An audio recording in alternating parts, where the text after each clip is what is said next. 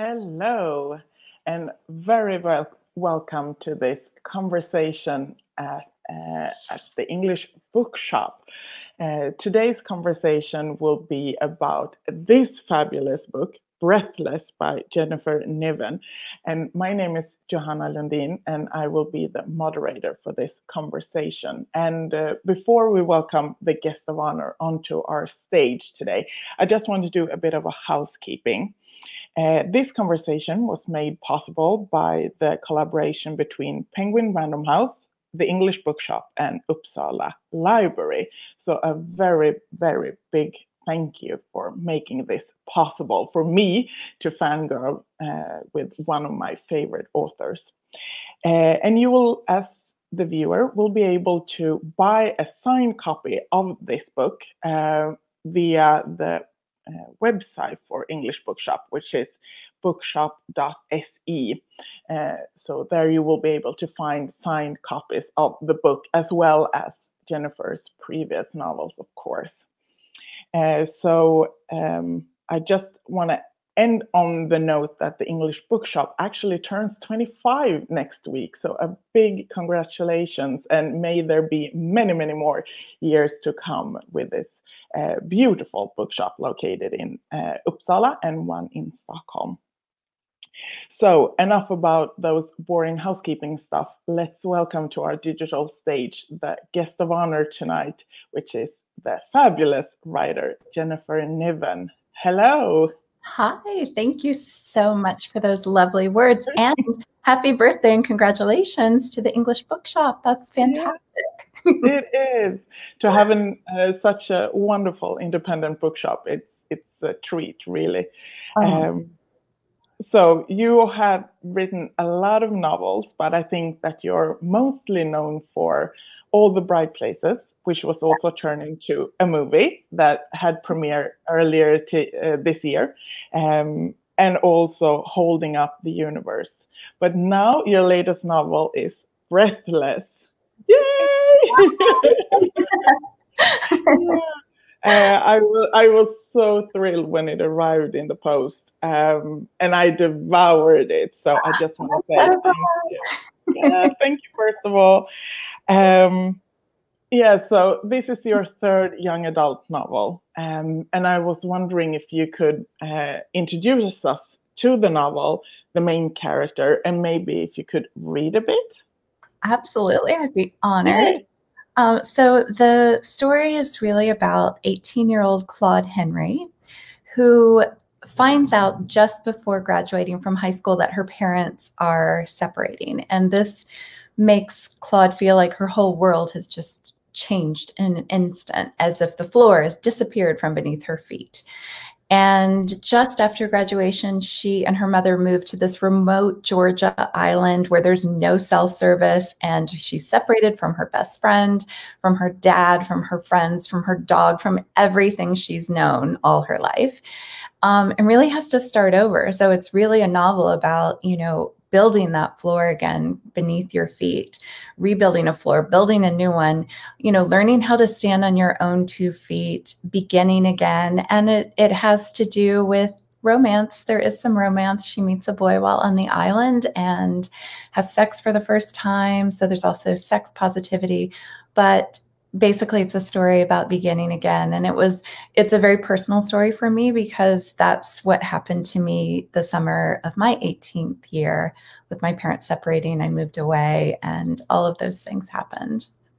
And I would be happy to read if just happen to have the book right here. Okay. We are, to flaunt the cover, so. I love the cover. I love it. And I love seeing it like in your hands and knowing Thank you so much for that. Yeah. It's so exciting. Okay. So this is a scene between Claude and Jeremiah Crew, who is the boy she meets on this remote island. Even though I've always known that my mom and I are a lot alike, this is something I can see more and more the farther I get from Ohio. Claudine and Lauren, Lauren and Claudine, the Llewellyn women. My dad more like a guest star, making an appearance now and then. Maya goes, I don't know the guy, but I kind of feel sorry for him. You shouldn't, I say. It's his choice, right? Not just ending their marriage, but kind of, I don't know, removing himself when we were still there. Yeah, but he's missing out. He's missing out on you. I don't think he feels that way. We walk, not talking, his arm brushing mine again, my arm brushing his, and my heart flutters under the moon. Suddenly, I'm sorry I said anything about my dad. I don't want him on this beach with us. I change the subject. Where do you think you'll end up? In the world? Yeah. Like, ultimately? Sure. Well, the odds say prison or rehab, but I don't know. For now, here's where I'm supposed to be. Shirley says the island has this way of giving you what you need. All it's given me is a bad haircut and bug bites that look like leprosy. And this night, I think, and maybe you. Maybe that's exactly what you need, he says. He bumps my arm with his, and I bump his back. What about the end of summer? Where are you going in 4 weeks? To join the CIA, he grins down at me. What about you? Ever since I was little, I always knew I wanted to go to California. It was so big and so far away and seemed full of, well, promise. Saz and I planned to go there together and be writers, but I decided to go to Columbia and she's going to Northwestern. Doesn't mean it can't happen someday, he says, and it doesn't mean you can't go there on your own. I don't see the future as this road that's all laid out, neat and organized, school, work, relationship. I think the future's kind of like the ocean, more, I don't know, fluid. Wow, I say, that's pretty deep. Is it making you want me?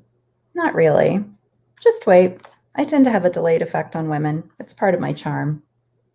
We turn around and start walking back the way we came, every single inch of me focused on this beach, the water washing over my feet, the night air, the moon, this boy. Next to me, Maya pulls off his shirt. This spot right here, this is the one, he says. And then he's pulling off the army shorts and his clothes are lying on the beach and he's fully naked. He walks away from me straight into the ocean. I stand there realizing I have a choice. I can sit down here on the sand and wait, or I can take off my dress and go in. It feels like a pivotal moment in my life. Stop thinking so much, Claudine. I wait till his head disappears under the water and I pull off my dress. I drop it on top of his clothes, and now I'm in panties, no bra. I leave my bottoms on, cover up my chest with my hands, and half skip, half walk to the water before I can change my mind.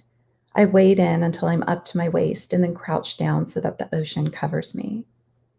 Maya is a dark shadow in the distance, diving in and out of the waves like a dolphin.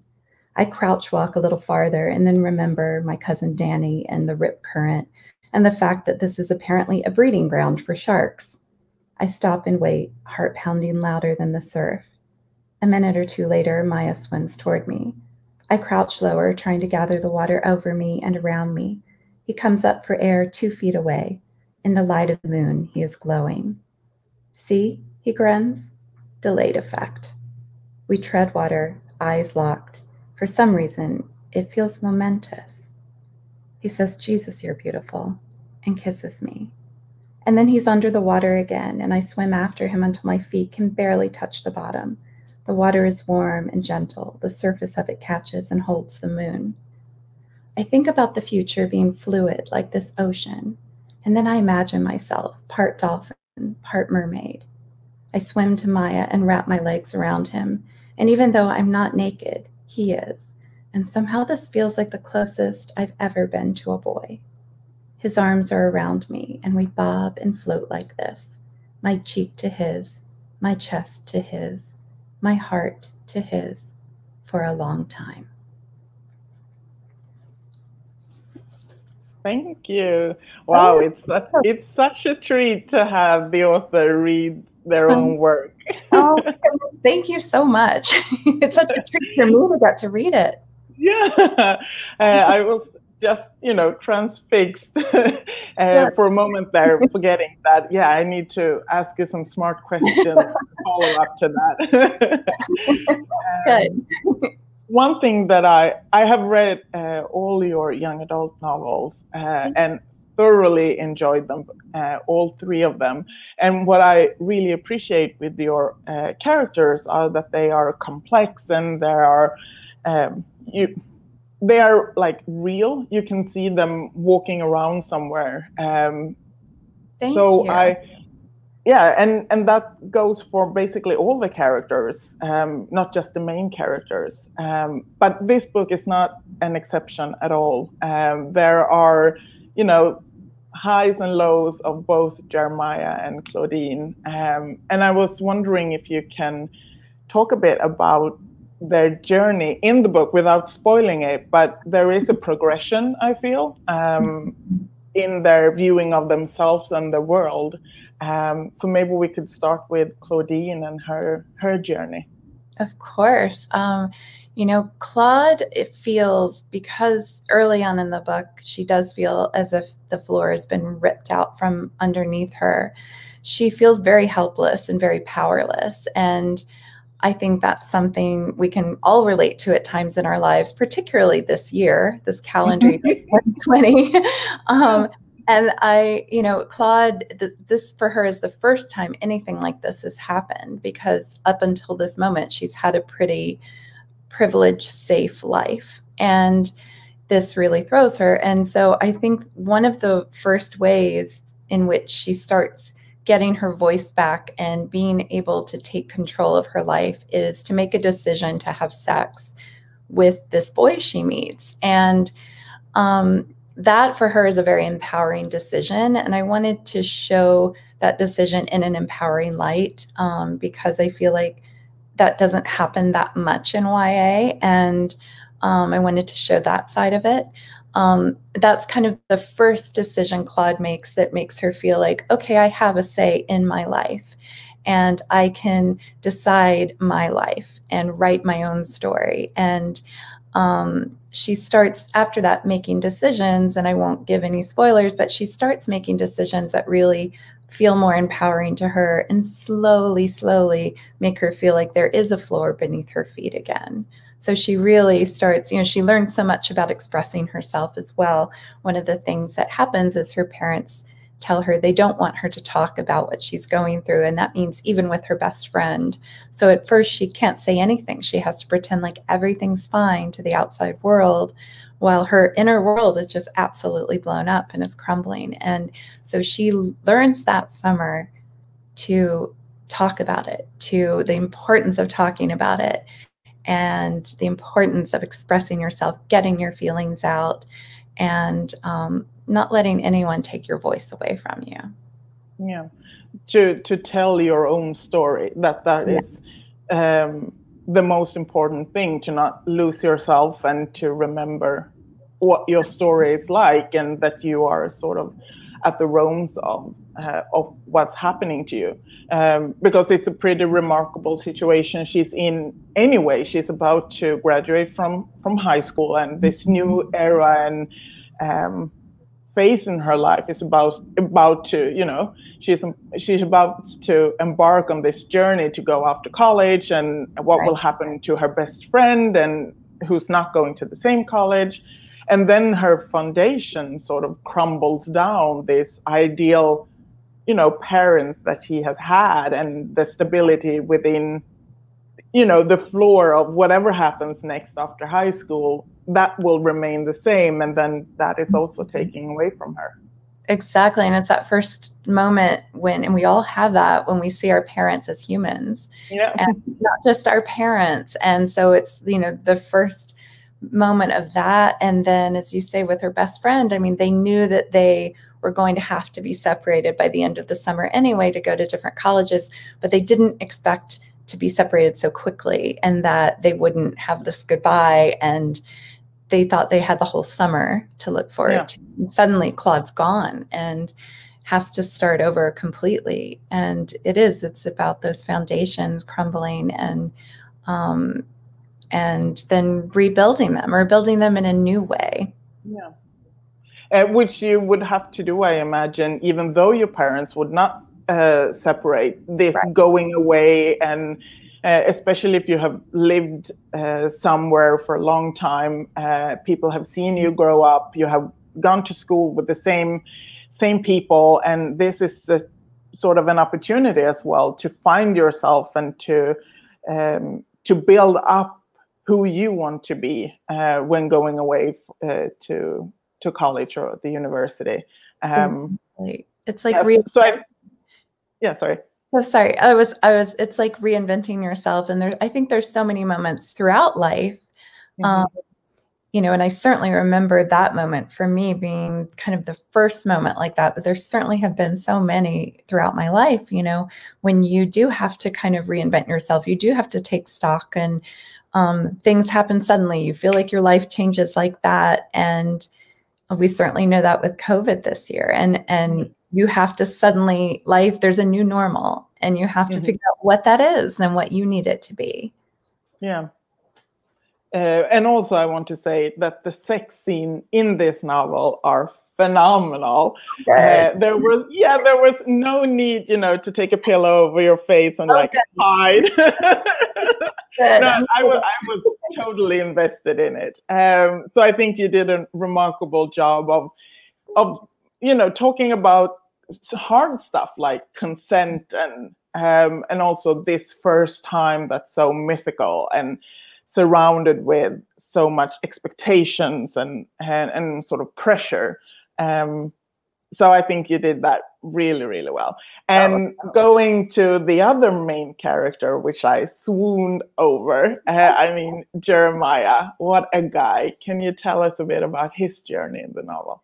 Absolutely. So Jeremiah, he seems older than he is. He's basically about 6 months older than Claude. But he seems older than that because he's had quite a journey. He's had a dad who left when he was 13, and he had some drinking and drug problems. And he was, instead of going to, you know, he had the choice of like juvenile detention or Outward Bound, and he went through the Outward Bound program and has become close with his sponsors in that organization. And really that helped him become the person he is. That and the fact that he had to really step up, become the man of the family, take care of his mother and his 4 sisters and, you know, younger sisters, and help raise them. And I think that the thing for Maya that is so, you know, such a conflict is the fact that he feels like he can't have a life of his own. He just feels like he always has to take care of other people. That's his role in life. And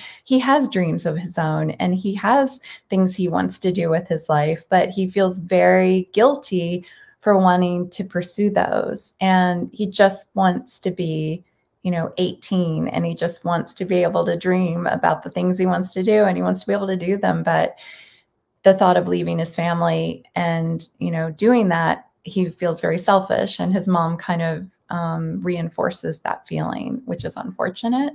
So I think for Maya, one of the things he learns in the summer is that he owes it to himself as well to pursue what he can, and to keep dreaming, and to not put himself aside.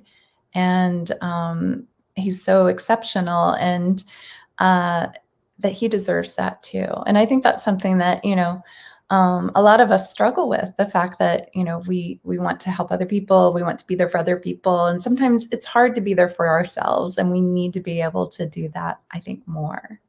Yeah, it's like the instruction when you go on a plane that you have to put the, you know, the oxygen mask for yourself before you help anybody else. And that is so true, and a reminder, you know, that's need to be done quite, you know, regularly throughout life. Yes.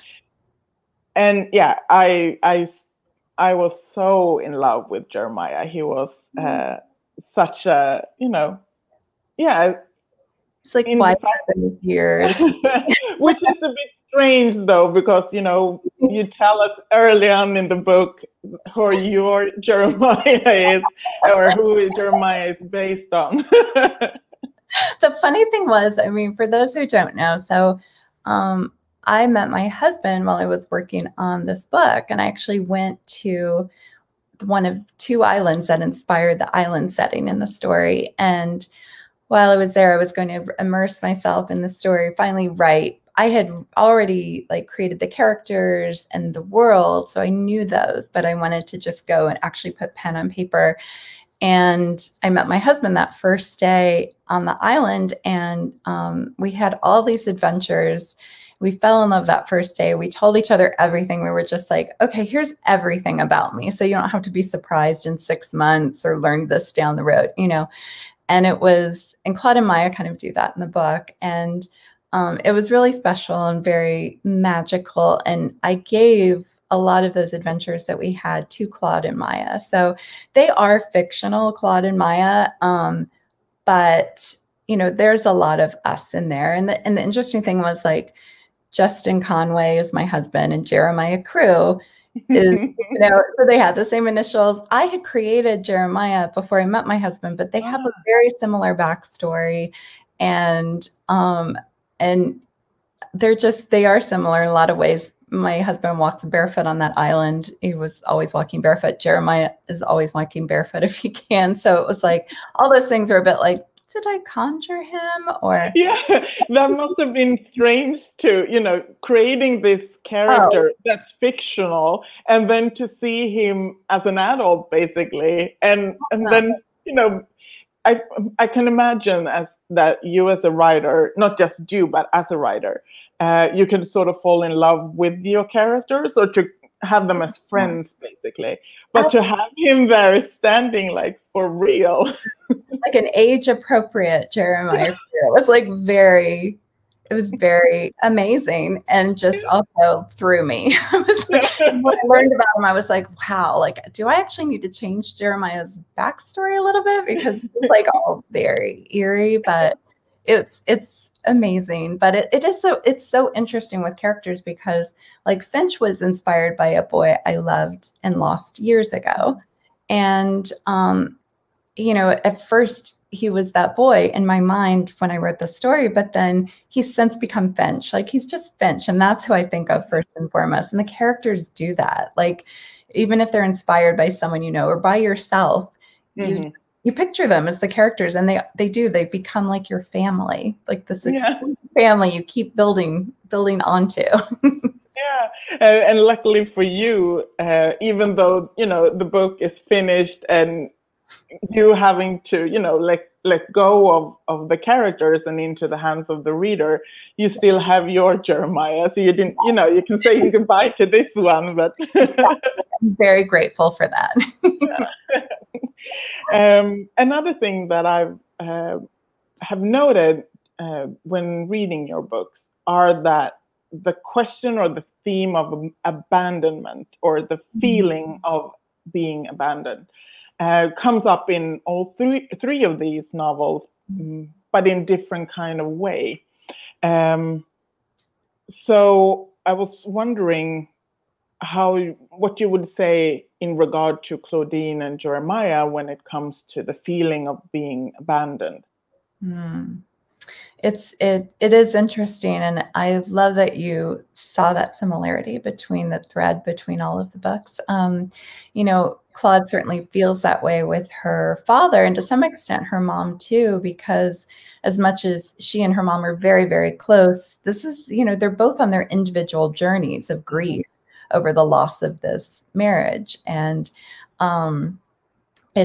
Claude does feel abandoned, and she feels abandoned by her best friend, who has fallen in love and has her first girlfriend. And Claude doesn't begrudge that, but she feels abandoned in a way because she feels like suddenly Saz is distracted by her new girlfriend. And, you know, it's hard. Claude's going through like the hardest time of her life, and they're just living very separate journeys. So she feels that way. And, you know, and then she worries at some point about Jeremiah leaving, and the fact that they're really, you know, together. They have this summer, but she knows it has to end at some point. And so I think for Claude, you know, she needs to learn that it's what you do with it. And it's the same with Jeremiah, who's been abandoned by his dad, and in some ways by his mother, who's still there. but they have to learn that they choose what to do with that abandonment. And I think that's so true of life, because I certainly felt that way with my own parents' divorce. And then my dad died years ago. My mom died very suddenly and unexpectedly. And it is a feeling of abandonment from that, that loss and that grief. And it's what you do with it. So I think it's the way that you rebuild the floor. It's the floor that, the foundation, realizing that you can put a foundation underneath your feet and that you can do that. And that's really amazing. And it's something that I've had to learn. And it's something I've had to do time and time again, because I've had a lot of loss in my life. So this is a very rambling answer to your question. I feel that, that's what they both really had to learn in the book, is just how to reconstruct that floor or build a new one and an even stronger one. Yeah. If I don't remember, or if I remember correctly, they have that conversation where Claude says that she can't, in this matter of trusting someone that can then walk away, and her being afraid that they will leave. Yes. On Jeremiah, on the other hand, he's not letting himself be attached, because someone, he has this reference of people leaving, right, basically. So they have then learned how to trust not just each other, but yourself, that ultimately you only have yourself.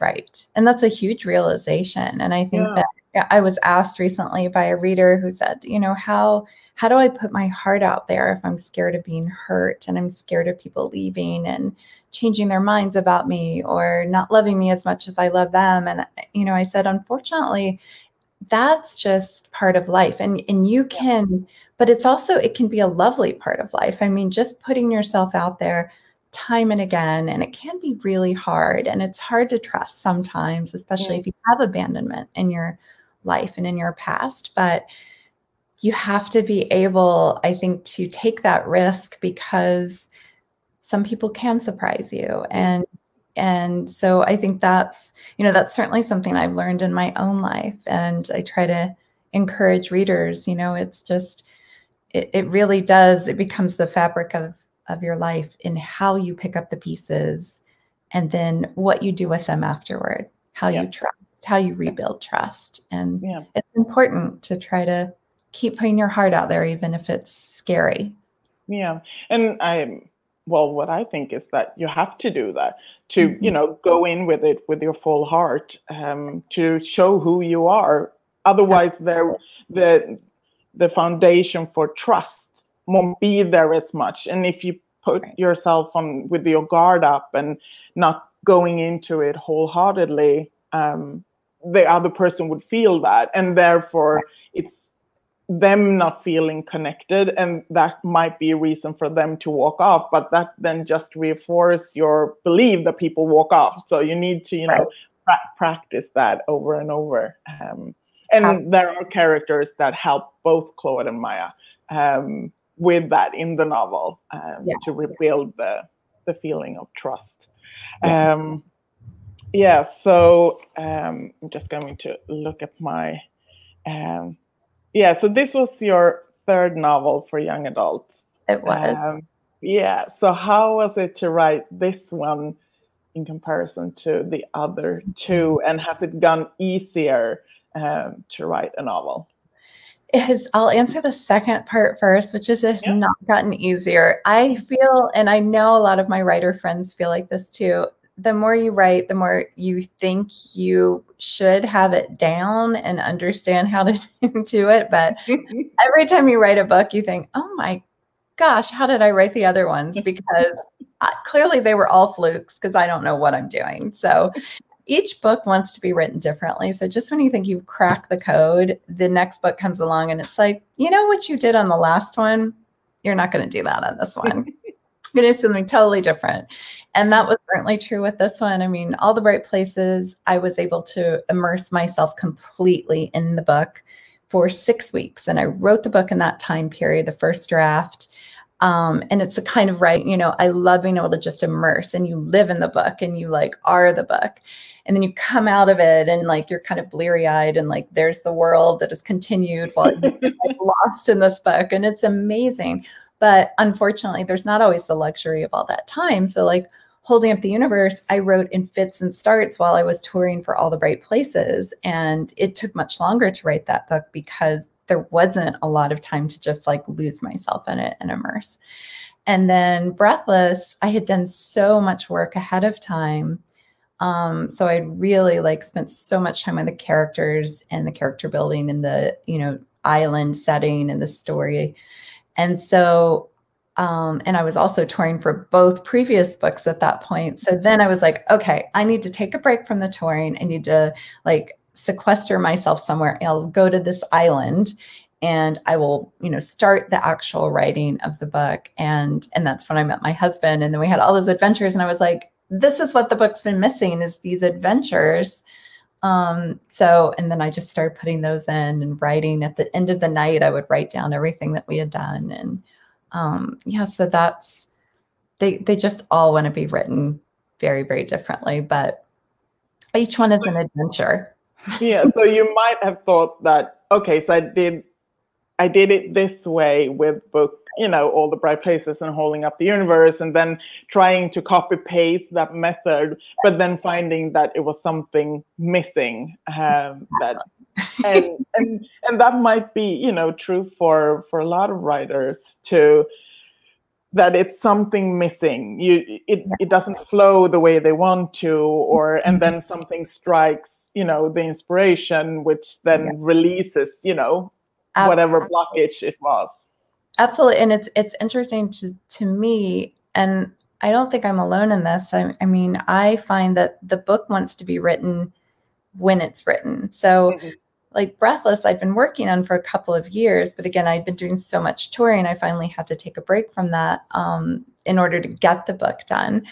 But by the time I started actually doing the writing, it was perfect because I went to this island, I met my husband, and that informed so much of, the story of the book. And so that was really important and necessary and needed to write it at that moment. And so it's always been that kind of mystical thing that happens with books. But yeah, they do want to, confound you a bit, because it definitely they keep you on your toes, because you're just like, oh yes, I know how to do this one. I'm working on my next way right now, and it's the same thing. It's like, we're going to do this totally differently than we did Breathless. So it's then the thing in the book where Claude, she has been writing and writing and writing this epic story that just continues and continues, and then she meets Maya and she starts to reevaluate her writing process and what the story is. That then inspired by your experience? No, but you know what, when you say that, I'm like, oh wow, that is what happened actually. So I love that. And from now on, if you don't mind, I'm going to do that. That is like, I love that observation. Yes, it was completely intentional. A friend and I were talking about, being over analytical about a text. And I think it was Margaret Atwood with The Handmaid's Tale. And it was this group discussion, and someone asked her about, so what does this color, I think it was blue or whatever. And she was like, it's just a color, not everything has a meaning. But I thought that sequence was really representative of, what you told me about. It really the writing process.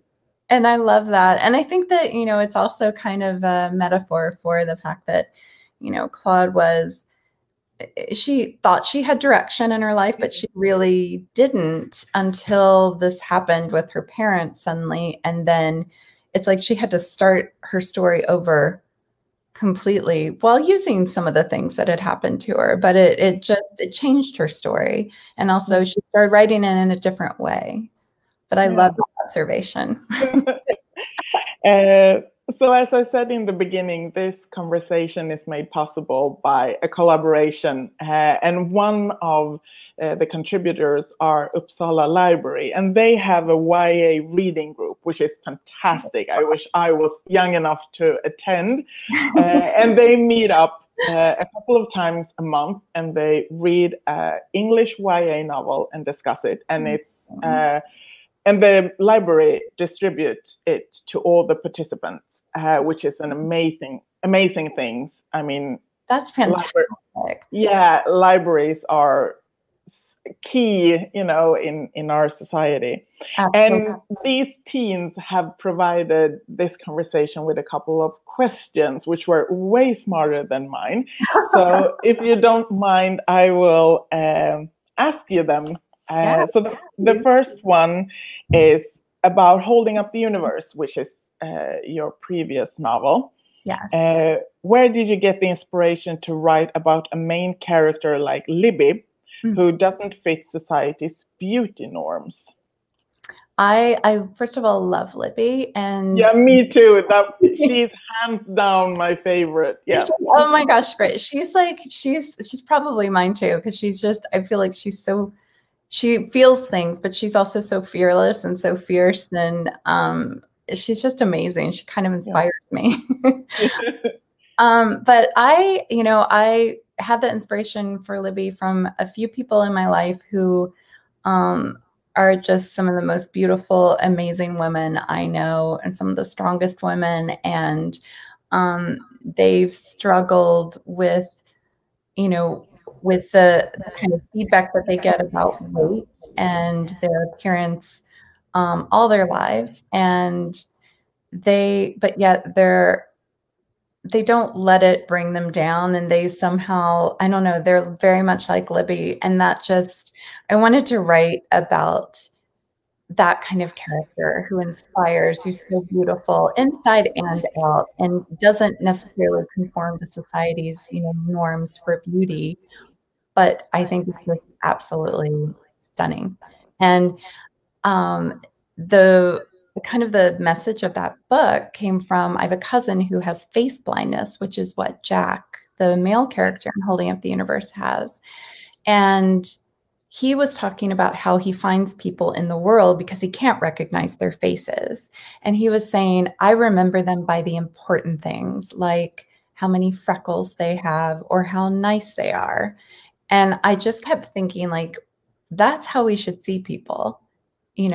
That is how we should find people in this world. And we're so super critical of people and their appearance, and we don't even know people. And so to me, it kind of went hand in hand with that, and to have, the inspiration of these people who are very close to me, and just wanting to tell the story of, like, this is, they're amazing. And so we shouldn't be so critical of everyone, because first of all, we don't know what everyone's going through. And second of all, we're all beautiful. Like, it's how you see people, and it's how nice they are, basically. Yeah. And whenever I go into a bookshop and see, we used to live in the castle. No, what's the title? We have always lived in the castle. Yeah. I think of Libby, and I have done that since I read the book. And whenever I see that cover, I come to think of Libby. So that made an impression, obviously. I actually have a copy of it right here, because I love one of my favorite books. So glad that made an impression. So then the next question is about All the Bright Places, the first novel. How much say did you have in the making of the Netflix movie adaptation? I was so fortunate in that I got to write the script for All the Bright Places. And it was so amazing. I mean, the thing that I had to learn very early on, writing a script is so different from writing a book, because when you're writing a book, at least that first draft, it's such a solitary thing. You and the computer or the page, that's it. But from day one, even though you're writing the script and your name is on it, everyone's contributing. So it is a big collaboration with so many people. And luckily, like the film team who was behind All the Bright Places was so passionate about the subject matter and about the story. Elle Fanning had been attached to it since before the book came out. Like she got attached to play Violet about 6 months before the book even was published. And one of the first things she said, as you know, I'm not going to do this story if you change the ending, because it's very important that we stay true to the book, but that we also show that kind of ending. And I just loved her all the more for it. And so there are definitely scenes I wish, could have been in the film that are in the book. I mean, there were things that were very hard to lose, but I was either overruled, or there wasn't enough time, or there wasn't enough money. All those considerations go into it. But I will say at the end of the day, I was very grateful to be involved in the script, to be on the set, to be involved in casting, and to be as involved as I was, because that is very rare. So many writers, they have their things optioned and then that's it. Like they don't they barely get to go to the premiere. So it was really appreciated on my behalf. I think it was Angie Thomas who had her Twitter handle changed to I'm not responsible for casting, or they need to give her something. That's right.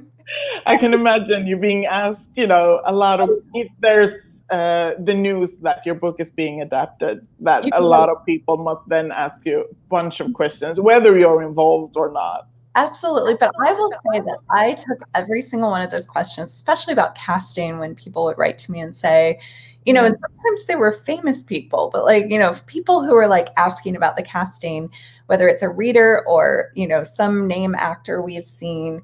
And I would forward all of it to the producers and just be like, I want to make sure everyone has their shot. And if nothing else, you see the passion and the love that the readers have for these characters. And that makes it even more important about casting.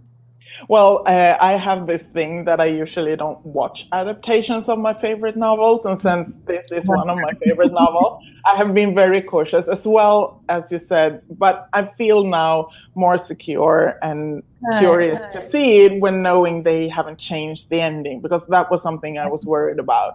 That maybe, for a book that might have been okay, but for a movie, and what is the norm when it comes to movies. So it's good to know that they, stuck to the ending. Yes, absolutely. Yeah. And I cried a lot during the movie, and I wrote it. So yeah, I will bring the tissues then. I remember, it was in both All the Bright Places and Holding Up the Universe. Well, I think that is a testament to a good book if it makes you cry. So Thank you. And I did that as well with this one.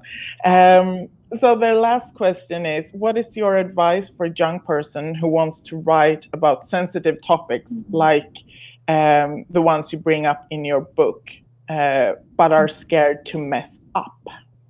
That's a great question. And I certainly, when I started writing All the Bright Places, I was very aware of the responsibility that I had writing about these issues, especially for young people.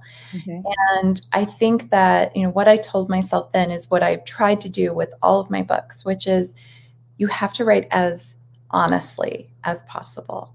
And for me, All the Bright Places came out of such a personal place. And really, the other books have as well. I mean, Breathless certainly was very personal, and Holding Up the Universe is in a lot of ways. And I think that just writing those honest feelings, and sometimes that means getting in touch with feelings, resurrecting feelings that you don't necessarily want to relive. But in order for your reader to feel the things you want them to feel, and in order to do justice to the subject matter, I think that you need to be able to go there. And also, in addition, it's not just pouring yourself and your heart and your soul and all of your honesty onto the page, but it is talking to people who have been through, if you have not been through those experiences, or even if you have, to talk to people who have been through those experiences, whatever it is you're writing, people who have dealt with those things, and also to talk to experts.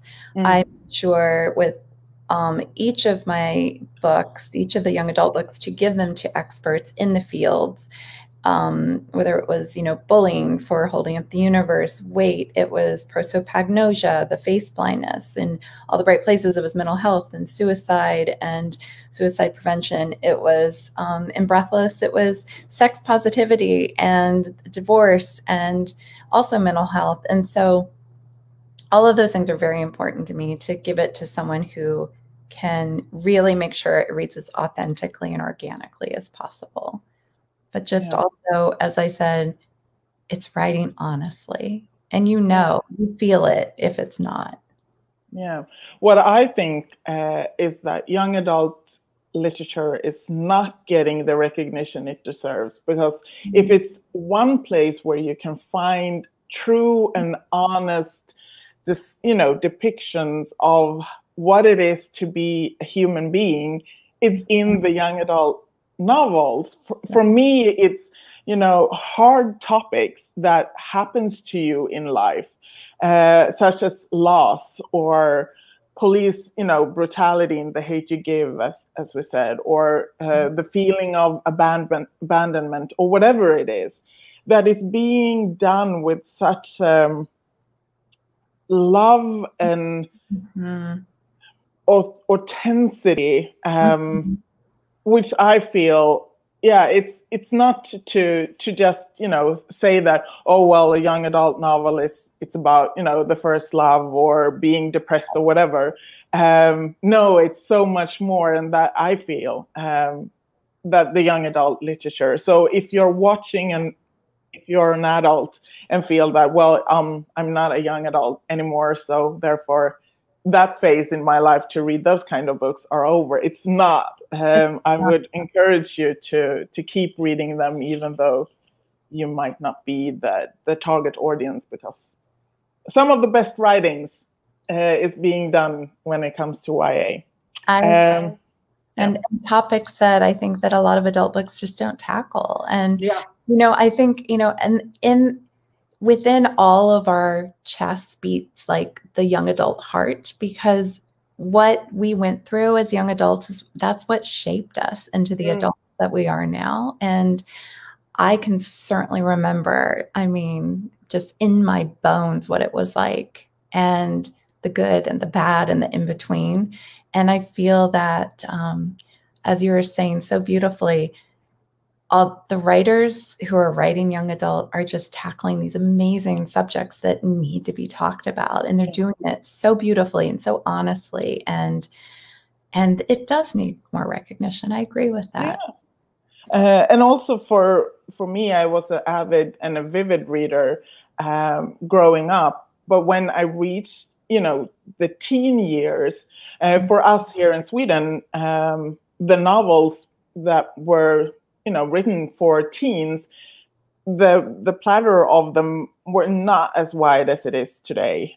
So we just, stepped into the adult section and started reading books for adults.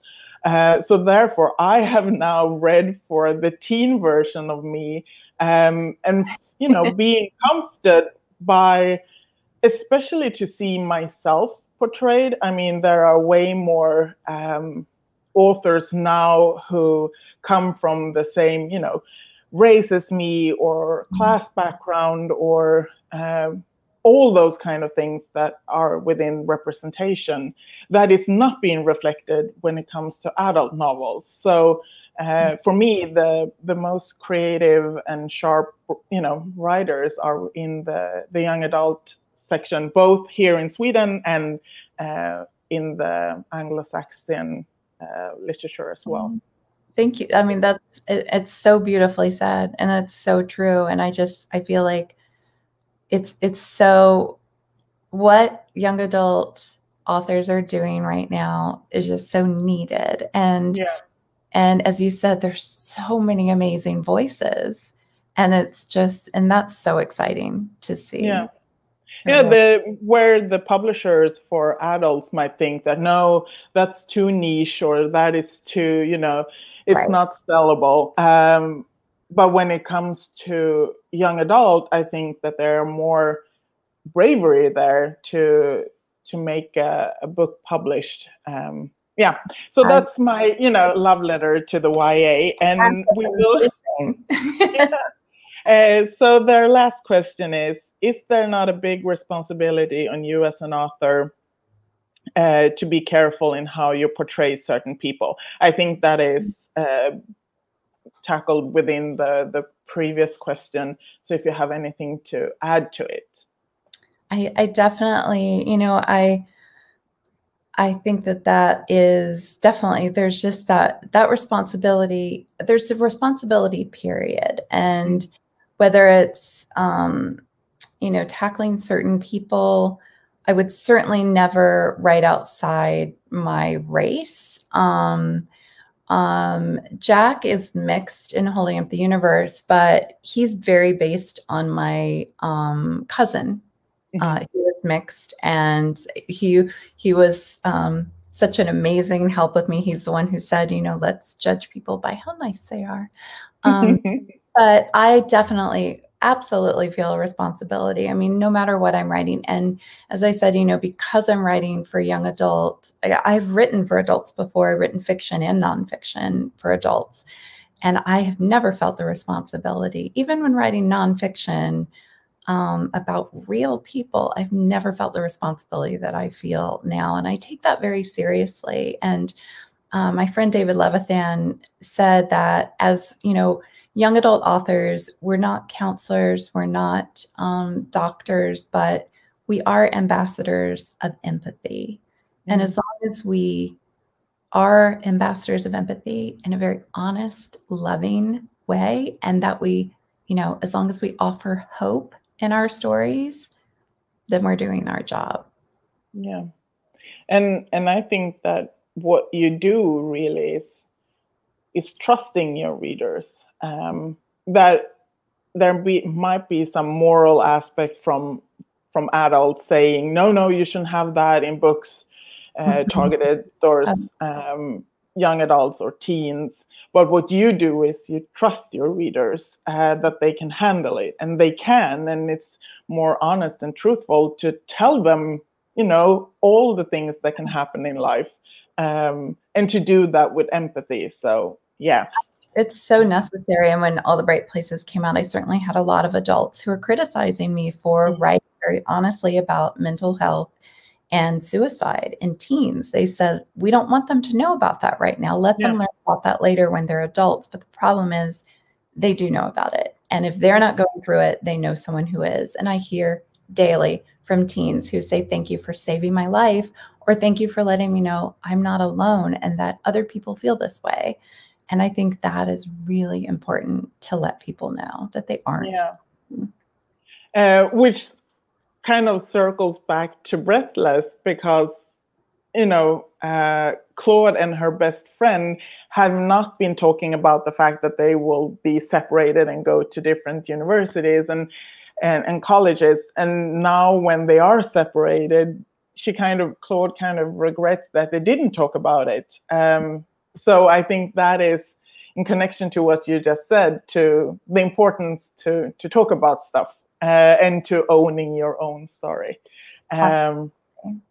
Yeah, so this has been wonderful. I cannot believe that I was able to do this with you. It's been such a delight, Jennifer. And I urge everybody to get a copy. And as I said in the beginning, you can get a signed copy via the English Bookshop's website, and you can also buy both Holding Up the Universe and All the Bright Places as well. So, Jennifer, I wish you a happy day, and take care. And thank you for this. Oh my gosh, I can't thank you enough. I mean, truly, I am honored, and your questions were amazing. So thank you for every single moment of this. Yeah. Okay, so have a good day, everybody. Bye-bye. Okay, bye.